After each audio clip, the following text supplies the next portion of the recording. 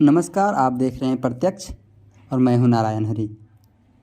दोस्तों, आज का टॉपिक बहुत ही इंटरेस्टिंग और ज़रूरी भी है। आज हम बात करेंगे कश्मीर घाटी में आतंक की घटनाओं और उसके इतिहास पर। इससे पहले अगर आपने चैनल को सब्सक्राइब नहीं किया है तो कर लें और वीडियो को लाइक कर दें। तो आगे बढ़ते हैं।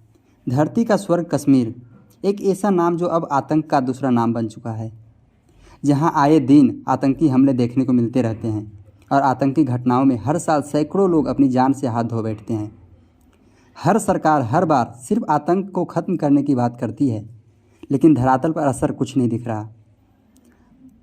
लगभग 1980-85 से शुरू हुआ ये आतंक का खूनी खेल आज भी वैसे ही जारी है।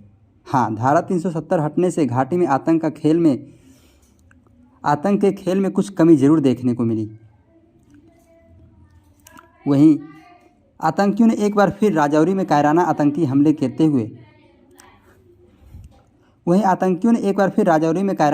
हमला किया।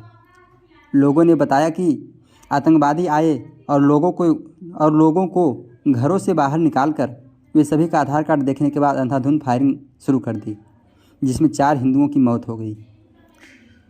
इसके बाद दोबारा वहीं डंगरी गांव में आईडी ब्लास्ट हुआ, जिसमें 2 बच्चियों की मौत हो गई और 4 लोग घायल हो गए। धमाका उन 3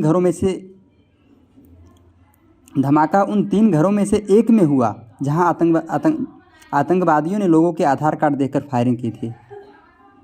उसके बाद जम्मू कश्मीर के उपराज्यपाल मनोज सिन्हा ने डांगरी गांव का दौरा किया। उन्होंने कहा कि पीड़ित परिवारों को 10-10 लाख रुपए की सहायता दी जाएगी। साथ ही इन परिवारों के एक सदस्य को नौकरी भी दी जाएगी।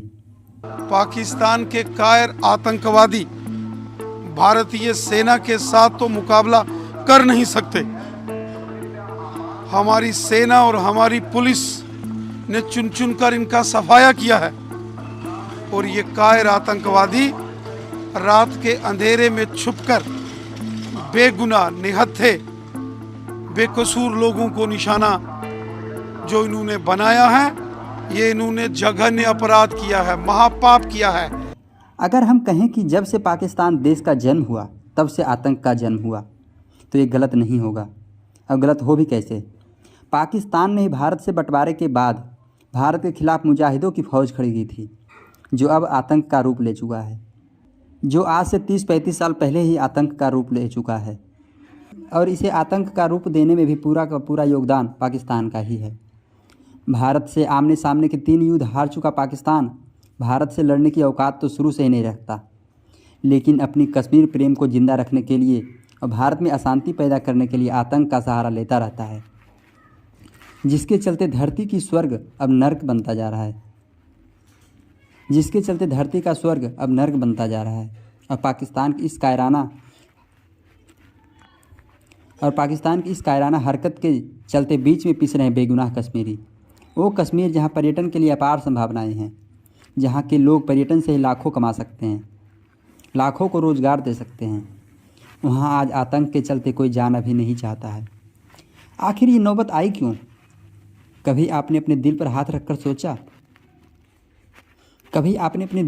रखकर सोचा है इन आतंकी घटनाओं के चलते कितने मासूमों की जान गई है, कितनों अरबों डॉलर का नुकसान हुआ है? कभी सोचिएगा ज़रूर कि इस आतंक ने कश्मीर सहित पूरे देश में कितने जख्म दिए हैं। आपको घटनाएं कुछ याद होंगे, मुंबई हमला, पुलवामा और उरी हमला, सबको याद होंगे, लेकिन उरी और पुलवामा जैसे न जाने कितने हमले इतिहास की किताब में गुम हो गए वो दर्द के आंसू जिस परिवार ने इस दर्द को सहे। न जाने कितने हजारों परिवार के आंसू भी सूख गए, लेकिन नहीं सूखा तो आतंक का पेड़ जिसने लोगों को ये दर्द दिया। पूरी दुनिया जानती है कि इस आतंक के पीछे पाकिस्तान का हाथ है, लेकिन सब के सब अपने हित देखते हुए कभी पाकिस्तान के खिलाफ खुलकर कार्रवाई नहीं की। अगर अंतर्राष्ट्रीय मंचों पर सभी देशों ने पहले आतंक को ध्यान में रखकर पाकिस्तान का विरोध किया होता, तो आज सिर्फ कश्मीर और भारत ही नहीं बल्कि पूरी दुनिया में आतंक इतिहास बन चुका होता। भारत में हो रहे आतंक के पीछे तो पाकिस्तान का हाथ है, ये भारत सरकार अच्छी तरह से जानती है और समय समय पर इस आतंक के फन को कुचलने के लिए कार्रवाई भी करती है। सर्जिकल स्ट्राइक और एयर स्ट्राइक तो महज कुछ गिने चुने उदाहरण हैं, लेकिन जैसा कि मैंने बोला, कभी दिल पर हाथ रखकर सोचना कि इस आतंक ने कितनों के घर उजाड़े हैं। अगर हम सिर्फ कश्मीर की बात करें तो भारतीय सेना आतंक के खिलाफ कार्रवाई में 1985 और 90 से अभी तक लगभग 30,000 से ज़्यादा सुअरों को यानी कि आतंकवादियों को 72 हुरों के पास भेज चुकी है। इस दौरान पाकिस्तान पर आतंकी के कायराना हमले में लगभग 7,000 हमारे वीर जवानों की भी शहादत हुई है। वहीं आतंकी हमले में लगभग 20,000 आम नागरिकों की भी जाने गई है। दोस्तों, पाकिस्तान एक ऐसा देश है जो बंदूक तो खुद का रखता है लेकिन कंधे किसी और का उपयोग करता है। घाटी में आतंक फैलाने के लिए पाकिस्तान की सह पर कई आतंकी संगठन बन चुका है जो सालों से घाटी में आतंकी वारदात को करते रहते हैं। आज वही आतंक के पेड़ के कई सारे डाली बन चुके हैं जो घाटी में बेगुनाहों की ज़िंदगी के साथ खेलते हैं। ये आतंकी संगठन घाटी में धर्म के नाम पर युवाओं को अपने संगठन में भर्ती कर आतंकी बनने के लिए प्रेरित करते हैं। सवाल तो तब उठता है जब बहुत सारे पढ़े लिखे युवा इन आतंकी संगठन के बहकावे में आ जाते हैं।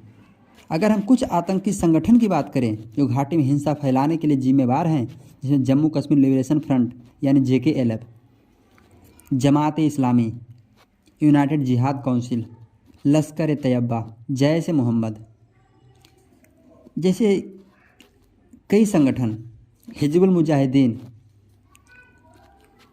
जैसे कई संगठन घाटी में आतंक फैलाने का काम करते हैं और इन सब को फंडिंग देने का काम करता है हमारा पड़ोसी पाकिस्तान। पाकिस्तान अपने नाम के आगे तो पाक लगा रखा है, लेकिन कितना पाक है वो सबको पता है। जैसा कि मैंने आपको बताया कि पाकिस्तान अपनी बंदूक दूसरों के कंधे पर रख कर चलाता है। पाकिस्तान इन आतंकी संगठन के सहारे ही और इन आतंकी संगठन के आकाओं के कंधे पर रखकर पाकिस्तान आतंक की फैक्ट्री चला रहा है। इस आतंक के फैक्ट्री से निकले निरंकुश आतंकवादियों के निशाने पर हमारे सेना के जवान और बेगुनाह आम लोग होते हैं। अगर हम पिछले 10 से 12 सालों के दौरान हुए आतंकी घटनाओं में हुई जनहानि के बारे में बात करें तो 2010 से अगर हम बात करें तो 2010 में सिर्फ 2010 में 181 आतंकी घटनाओं में 34 आम नागरिकों की जान गई, जिसमें 69 सेना के जवान शहीद हुए और कार्रवाई में भारतीय सेना ने 258 आतंकवादियों को ढेर कर दिया।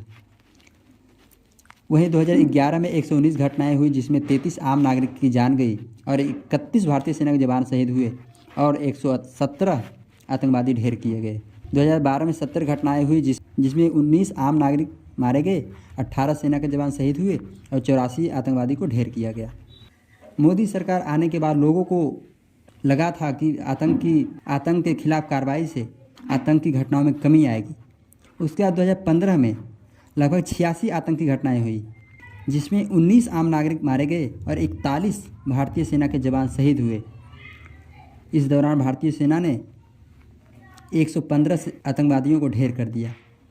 वही 2021 में 153 आतंकी घटनाएं हुई जिसमें 36 आम नागरिक मारे गए और 45 भारतीय सेना के जवान शहीद हुए। इस दौरान भारतीय सेना ने 195 आतंकवादियों को ढेर कर दिया। वही 2022 में भारतीय सेना ने आतंकवादियों को 72 हुरों के पास भेजने का काम जारी रखते हुए 93 आतंकी घटनाओं में 172 से ज़्यादा आतंकियों को ढेर कर दिया। इस दौरान हमारे 26 सेना के जवान भी शहीद हुए और 29 आम नागरिकों को भी अपनी जान गंवानी पड़ी। वही डाटा के आधार पर तो पिछले 5 से 7 सालों में घाटी में आतंक पर विराम जरूर लगा है, लेकिन अभी भी पूर्ण विराम लगना बाकी है। घाटी में सेना की ताबड़तोड़ कार्रवाई से आतंकवादियों की कमर तो जरूर टूटी है, लेकिन आतंक को ख़त्म करने के लिए आतंक के आकाओं को ख़त्म करना जरूरी है, जो पाकिस्तान में बैठकर घाटी के युवाओं को बरगलाकर आतंक की आग में झोंकते हैं। अभी के लिए बस इतना ही। अगर अभी भी आपने चैनल को सब्सक्राइब नहीं किया है तो सब्सक्राइब कर लें, वीडियो को लाइक करना न भूलें। धन्यवाद।